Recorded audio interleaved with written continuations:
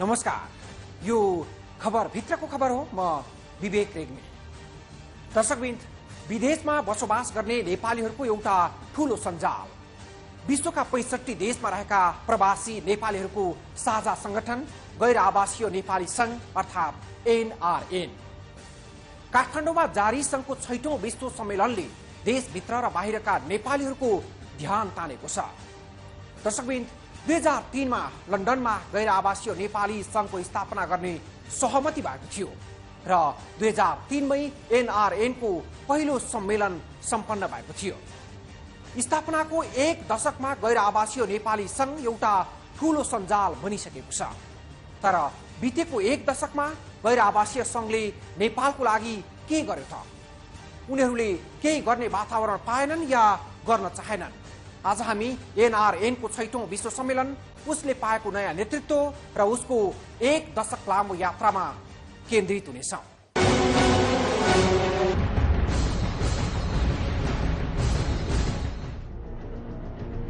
यो देशको एकमात्र अन्तर्राष्ट्रिय विमानस्थल त्रिभुवन अन्तर्राष्ट्रिय विमानस्थल।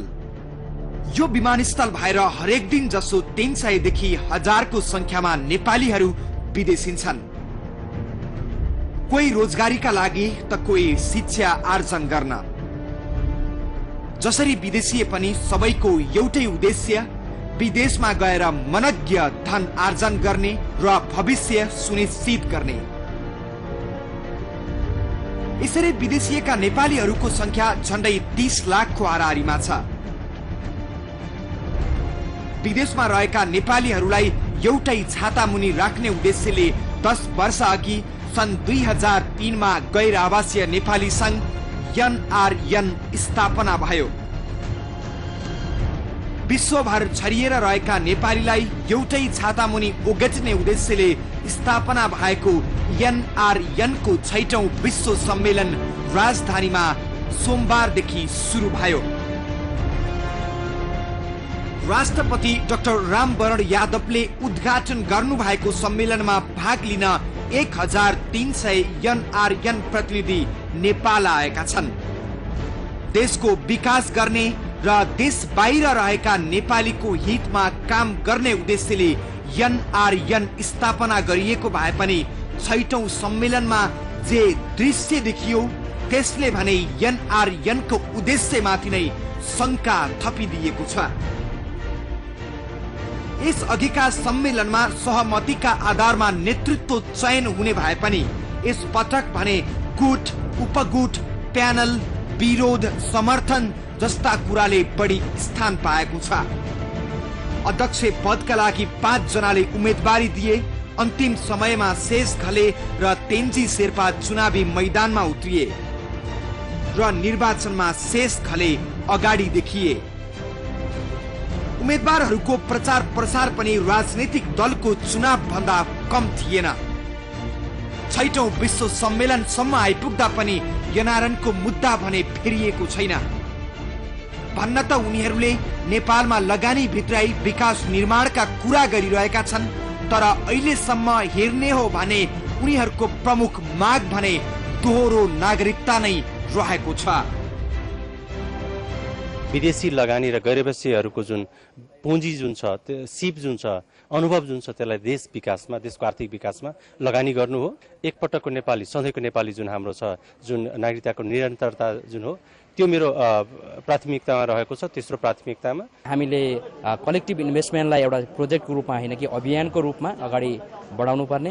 हाम्रो चाहिँ एनआरएनले अगाडि सारेको नागरिकताको निरन्तरता भन्ने नारालाई पनि यसले सार्थकतामा एउटा ल्याउनु पर्ने आवश्यकता देखिन्छ। हामीले बाहिर बस्दै गर्दा आफै नै सेटलका कुराहरू र विभिन्न कुराहरूमा अल्झिरहेको अवस्थामा पनि जुन एनआरएन सञ्जाल, एनआरएन नेटवर्कले यति एउटा मन र भावना नेपालप्रति राखेको छ, त्यो नै एउटा नेपालको लागि ठुलो उपलब्धि हो भन्ने मेरो आफ्नो अनुभव हो।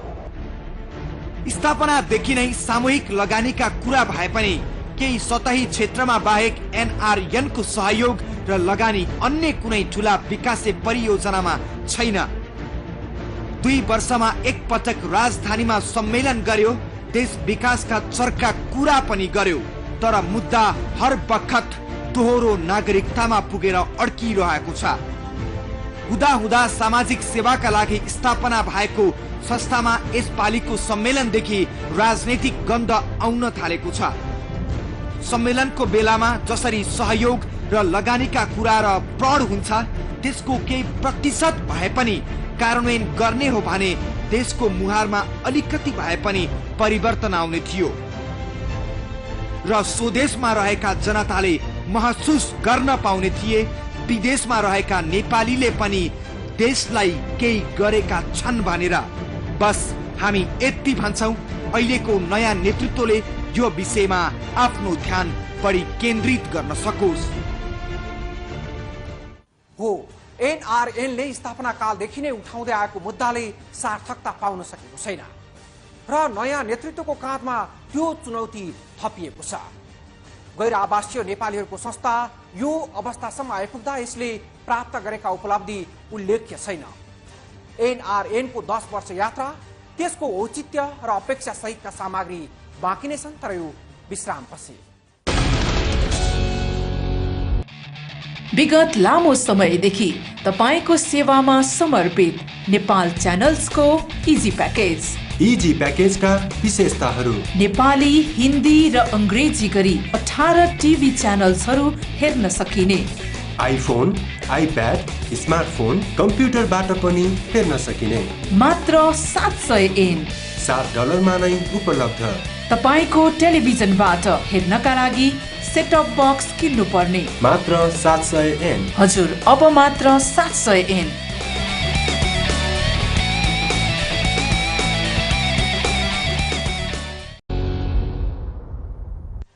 दर्शकवृन्द, गैर आवासीय नेपालीहरू संगठित भएको र विश्वभरि छरिएर रहेका नेपालीहरू एउटै संस्थामा आबद्ध भएको 1 दशक पूरा भएको छ र यसको विस्तारसँगै चर्चा र चासो पनि बढ्दै गएको छ।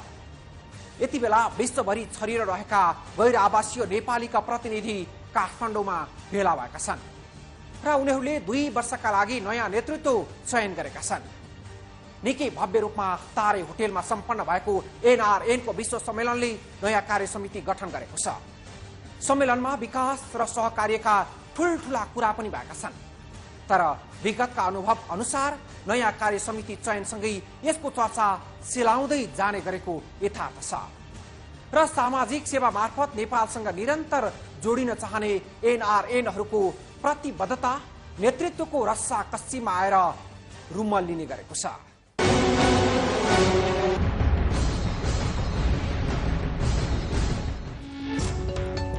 गैर आवासीय नेपालीहरू संगठित भएको र विश्वभर छरिएर रहेका नेपालीहरू एउटै संस्थामा आबद्ध भएको 1 दशक पूरा भएको छ र यसको विस्तारसँगै चर्चा र चासो पनि बढ्दै गएको छ।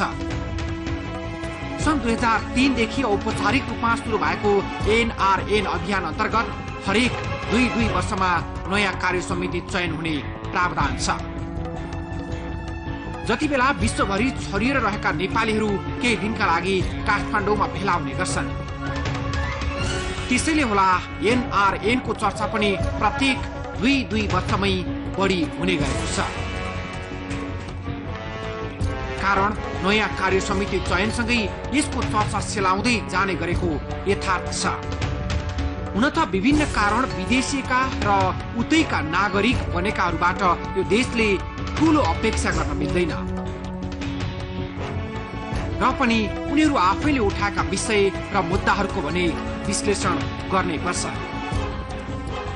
विदेशमा रहेका नेपालीहरूको समस्या साझा समस्या हो। उनीहरूले गर्न सक्ने र पुर्याउन सक्ने योगदान पनि साझा हुन सक्छन् र त उनीहरू सामूहिक लगानीको कुरा गरिरहेका छन्, तर भनाइ र गराइमा एकरूपता छैन।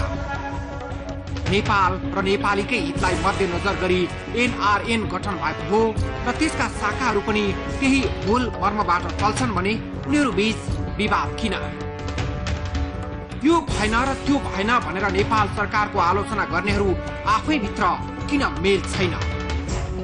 त्यसको उदाहरण एनआरएन कतार। कतारमा समस्या नभएको कन्ट्री होइन, दुनियाँको कुनै पनि कन्ट्रीमा समस्याहरू हुन्छ, तर के छ भने जुन प्रकारले नेपाली समुदायको नाम लिएर जुन प्रोपोगन्डा अन्य मिडियाहरूले गर्यो त्यो वास्तविकता होइन। किन हो भने हामी कतार छौँ, म आफै पनि एउटा श्रमजीवी हो र त्यहाँ हाम्रो नेपाल सरकारको नियोग छ, कतार सरकारको विभिन्न निकायहरू छ। अब एनसीसी कतारको वर्तमान अध्यक्षज्यूले नै केही अभिव्यक्ति दिएको हामीले पाएका छौँ कि नेपालीहरूको कुनै समस्या छैन भनेर उहाँले अभिव्यक्ति दिनुको पछाडि उहाँका बाध्यता चाहिँ होलान्। अब यसैले प्रश्न गर्छ कि एनआरएन एनसीसीको वर्तमान कार्य समितिको बडीले के काम गरिरहेछ, के गर्न चाहन्छ अथवा के गर्न सक्छ भन्ने कुरा यही उहाँहरूको अभिव्यक्तिको भित्री र बाहिरी आकलनबाट नै थाहा हुन्छ। 10 वर्षमा एनआरएनको सञ्जाल 65 देशमा पुगिसकेको छ र 2 वर्षमा नेपालमा हुने एनआरएनको सम्मेलनले तारे होटलदेखि आम सर्वसाधारणलाई तरङ्गित बनाउँदै आएको छ। सदस्य संख्या बढ्दै जानु, सञ्जाल विस्तार हुँदै जानु र सँगसँगै चर्चा बढ्नु कुनै पनि संस्थाको लागि राम्रो पक्ष हो। तर सो अनुरूपको प्रतिफल चाहिँ सबैभन्दा महत्त्वपूर्ण पक्ष हो। अहिलेसम्मका एनआरएन सम्मेलनहरूलाई हेर्ने हो भने राजधानीका तारे होटलमा फेला हुने, नयाँ कार्य समिति चयन गर्ने अनि पुरानै मुद्दाहरूलाई निरन्तरता दिने बाहेक ठोस उपलब्धि केही हुन सकेको छैन। यसो हुनुको कारण स्थापना कालको उद्देश्य र सस्तो लोकप्रियताका लागि संस्थाका पदाधिकारीले गर्ने गरेको प्रतिबद्धता पनि हो। खासमा विदेशिएका नेपालीहरूलाई संस्थागत रूपमा सहभागी हुन प्रेरित गर्ने, परोपकारितालाई संस्थागत गर्ने तथा विदेशमा सिकेको सिपलाई देशमा भित्राउन महत्त्वपूर्ण भूमिका निर्वाह गर्ने पवित्र उद्देश्यका साथ एनआरएनको स्थापना भएको थियो। तर 1 दशकसम्म ती सबै मुद्दा औपचारिकतामै सीमित बनेका छन्। त्यसो त संस्थाको वैधानिकतामै प्रश्न उठ्दै आएको थियो। यद्यपि त्यो समस्या 6औं सम्मेलनसँगै समाधान भएको छ। अर्थात् गैर आवासीय नेपालीहरूको संस्था एनआरएन नेपालमा वैधानिक रूपमा दर्ता भएको छ। विदेशमा 2 वर्षभन्दा बढी बस्नेलाई एनआरएनको मान्यता दिने गरी विधान संशोधन भएपछि यसले वैधानिकता पाएको हो र यो संस्थाको 1 दशक लामो यात्रामा प्राप्त सबैभन्दा उल्लेख्य उपलब्धि पनि यही बनेको छ। यात्राको यो बिन्दुसम्ममा एनआरएनले उठाउँदै आएको दोहोरो नागरिकताको मुद्दा नेपाली नागरिकताको निरन्तरतामा परिमार्जित भए पनि सारमा मुद्दा उही हो। जहाँसम्म सामूहिक लगानीको विषय छ त्यो पनि व्यवहारिक बन्न सकिरहेको छैन। त्यसैले चर्चा बटुल्ने मुद्दा र विषयभन्दा स्थापना कालको उद्देश्यलाई आत्मसात गर्न सके त्यो नै उपलब्धि हुनेछ। एनआरएन स्थापनाको 1 दशक पुरा हुँदा यसले नेपाल र नेपालीसँग जोडिएका थुप्रै विषयमा आफ्नो उपस्थिति देखाएको छ। तर भाषण र प्रतिबद्धतामा आए जस्तो व्यवहार भने देख्न पाइएको छैन। उद्देश्य अनुरूप काम हुन नसकेको भन्दै कतिपय एनआरएन प्रतिनिधिले संघको कार्यशैलीप्रति असन्तुष्टि समेत प्रकट गर्ने गरेका छन्। बाँकी प्रसङ्गसहित उपस्थित हुनेछौँ तर यो विश्रामपछि। विगत लामो समयदेखि तपाईको सेवामा समर्पित नेपाल च्यानल्सको इजी प्याकेज। इजी प्याकेजका विशेषताहरू: नेपाली, हिन्दी र अंग्रेजी गरी 18 टिभी च्यानल्सहरू हेर्न सकिने, आइफोन, आइप्याड, स्मार्टफोन, कम्प्युटरबाट पनि हेर्न सकिने, मात्र 700 एन $7 नै उपलब्ध। तपाईको टेलिभिजनबाट हेर्नका लागि सेटअप बक्स किन्नु पर्ने, मात्र 700 एन। हजुर, अब मात्र 700 एन।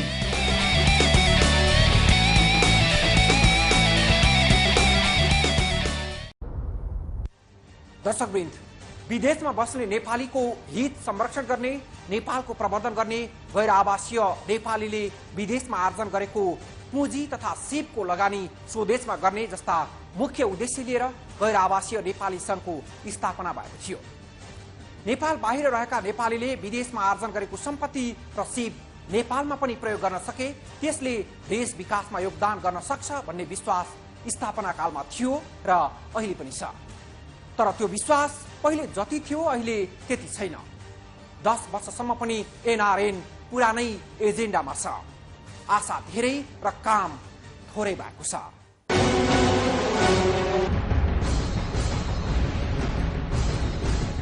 निकट भविष्यमा पहिले हामीले सुरु गर्नुपर्छ, किनभने हामीमा पेसेन्स छ, हामीमा सर्टेन एडभान्टेज छ। अब यहाँ यस्तै हो, नेपालमा हुन्छ ठिकै छ, अलि 100 वर्ष यहाँ ढिलो हुन्छ भन्ने हामीले पहिल्यै देखिसकेका हुन्छ। त्यो भावना हाम्रो टोलरेन्स छ अनि त्यसैले हामीले लिड गर्नुपर्छ। हामीले सक्सेसफुल बनाइसकेपछि विदेशीलाई हामीले एट्र्याक्ट गर्न सक्छौँ, पोटेन्सियल नभएको होइन।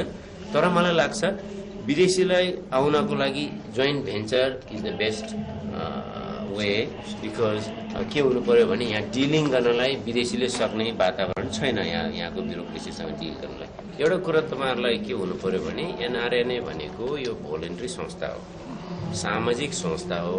यसले कुनै सामाजिक प्रोजेक्टहरू बाहेक कमर्सियल प्रोजेक्टहरू यसले गरेर हिँड्दैन। यसले एक्सप्लोर प्लेटफर्म एउटा प्रोभाइड गरिदिन्छ। एक्सप्लोर गर्नलाई पनि त तपाईँलाई पैसा चाहिन्छ, अर्थ चाहिन्छ भनेपछि तपाईँ कहाँबाट ल्याउनुहुन्छ भनेपछि इन्भेस्टमेन्ट भन्ने कुरो इन्डिभिजुअलको चोइसको कुरा हो। तर हामीले एउटा वातावरण ल्याइदिने हो, मोबिलाइज गरिदिने कुरा हो। जस्तो हाम्रो कलेक्टिभ इन्भेस्टमेन्ट भइरहेको छ, त्यो कलेक्टिभ इन्भेस्टमेन्ट टेक अफ भइसकेपछि त्यो एउटा प्राइभेट कम्पनी अथवा पब्लिक कम्पनी भइसक्यो। त्यो ग्रुपले गरिरहेको छ, हाम्रो एनआरएन साथीहरूले कलेक्टिभली 800 जना मान्छेले गरिरहेको छ भनेपछि पब्लिक कम्पनी भयो। त्यसैले यो कुरा क्लियर हुनुपर्छ कि एनआरएनएले इन्भेस्टमेन्ट गर्दैन।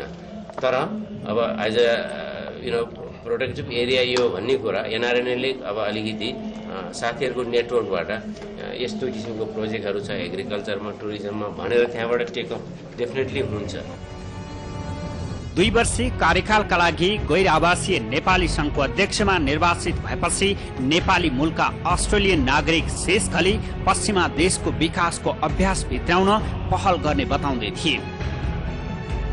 स्थापना भएको 10 वर्षमा बल्ल कानुनी मान्यता प्राप्त गरेको एनआरएनको कामभन्दा बढी कुरा र अनावश्यक तडक भडक बढी नै हुने गर्छ। शेष खले भन्दै थिए विदेशीहरूलाई यहाँ रिजाएर काम ल्याउन यहाँको वातावरण अनुकूल छैन, तर अब त्यो वातावरण अनुकूल बनाउन कोसिस गर्नेछु। मेजर हर्डल भनेको इन्भेस्टमेन्ट फ्रेन्डली पोलिसिज गभर्मेन्टको पोलिसी नै हो। त्यो पोलिसी हाम्रो फोरेन टेक्नोलोजी ट्रान्सफर एक्ट भन्छ 1992 को हेर्नुहोस्, विचार गर्नुहोस्। 1992 अहिले कति वर्ष भयो? त्यो एन्टिक्विटेड भनेको त्यो खिया लाएर खतम भइसकेको एउटा पोलिसी छ। तर त्यो पोलिसीमै मात्रै आधारित छैन। अहिले चाहिँ इन्टरप्रिटेसन चाहिँ यो के हो भने एउटा धेरै डिस्क्रेसनरी कुरा भइरहेछ भन्नाले एउटा अफिसर अथवा एउटा हाकिम अथवा एउटा मिनिस्ट्रीको डिस्क्रेसनमा चलिरहेको छ। अहिले एक्ट एकातिर छ भनेदेखि त्यो कसरी इन्टरप्रेट हामीले काम गर्नुपर्छ डिफिकल्टिज भनेको कुरा त्यही हो। नम्बर 1 गभर्मेन्टको पोलिसी क्लियर पोलिसी हुनुपर्छ। अर्को हर्डल भनेको पोलिसी एकातिर छ भनेदेखि अब ब्युरोक्रेटहरूको एटिच्युड इम्प्लिमेन्टेसन कस्तो छ त्यसमा निर्भर गर्छ। अनि हाम्रो सिस्टम ब्युरोक्रेटिक सिस्टम हर्डल भनेको रेड टेप र ब्युरोक्रेटिक सिस्टमै हो। हेर्नुहोस्, मैले फेस गरेको चाहिँ त्यही हो। जब मैले 70-80 मिलियन डलरको प्रोजेक्ट कमिट गरेर आइरहेको छु भनेदेखि एउटा एटमोस्फियर त्यस्तो किसिमको छैन। हुन त आफ्नै जरो र मूलको आत्मिक हार्दिकता र माटोसँगको सम्बन्ध एका ठाउँमा नहुने कुरै भएन। तर यस्ता मौसमी अवसरहरूमा उनीहरूले गर्ने प्रतिबद्धता चुनावका बेला नेताले गर्ने भाषण जस्तै हुन्। यसभन्दा पहिले नेतृत्व सम्हाल्नेहरूले पनि त्यसै भने र अब आउँदा नेतृत्वहरूले भन्ने कुरा पनि सम्भवतः त्यही नै हुनेछ। देशलाई आर्थिक समृद्ध कसरी बनाउने भन्ने कुरा आयो र विदेशमा रहेका नेपालीहरूलाई लामो समयसम्म कसरी यसमा यो देशसँग जोड्ने भन्ने प्रश्न आयो हामीसँग। र हामी त्यस बेलामा ठिक हो, आजभन्दा 40 वर्ष 50 वर्ष अगाडि दोहोरो नागरिकताको सिमाना एकदम सानो थियो, हामी बुझेका थिएनौँ। र अहिले चाहिँ के हो भने अहिले यति द्रुत गति बढ्छ जुन आज चाहिँ केन्याको उदाहरण दिनु। केन्याको उदाहरण आएको दिन धेरै देशका मानिसहरू खुसी भएको थियो यो आयो भनेर। अहिले म अर्को यो तपाईँ प्रसङ्गमा जानुभन्दा अगाडि भन्छु, 13 अक्टोबरमा जर्मनीमा चुनाव भयो सरकारको। त्यसमा चाहिँ त्यहाँ सबभन्दा दोस्रो ठुलो पार्टीले एसपिडी सोसियल पार्टीले दोहोरो नागरिकताको सबै नागरिकलाई देऊ यो त्यसमा बस्ने भनेर माग गरिरहेको छ। भनेपछि यसको अरू केही पनि होइन, यसको आर्थिक लाभ यसबाट हुने देखेर गरेको मैले अघि भने यो विश्व संस्थाहरूले यसको प्रमाण गरिसकेका छन्।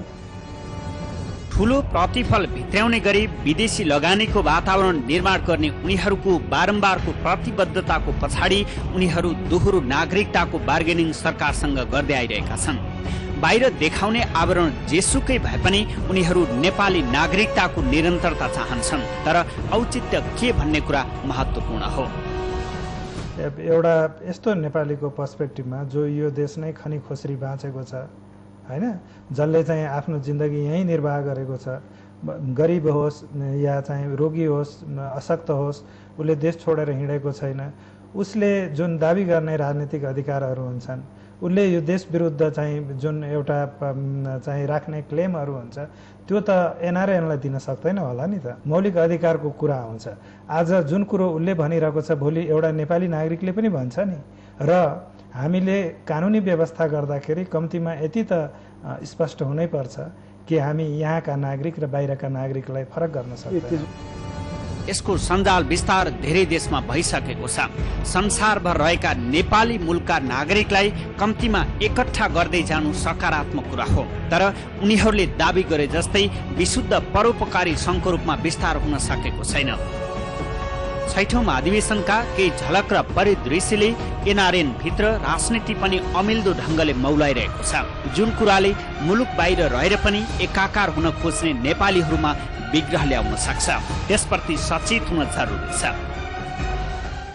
रहर, बाध्यता वा आवश्यकता जे भए पनि मुलुक छाडेर गएका नेपालीहरू जो विविध कारणले विदेशी भूमिमा छन् र त्यो संख्या 30 लाख भन्दा बढी छ। बिस्तारै परदेशमा स्वदेशको माटोको यादले सताएपछि उनीहरू संगठित बन्दै गए र एनआरएनको जन्म भयो। हो, उनीहरूले त्यहाँ धेरै कुरा सिकेका छन्। सिप र पैसा छ उनीहरूसँग। उनीहरू आफै लगानी गर्न सक्छन् वा लगानीकर्ता भित्र्याउन सक्छन्, तर स्थापनाको 1 दशक बित्दा त्यसको विश्लेषण हुनु आवश्यक भइसकेको छ। अनि माग्ने मात्रै होइन, दिएर र गरेर देखाउन सक्नुपर्छ एनआरएनले पनि।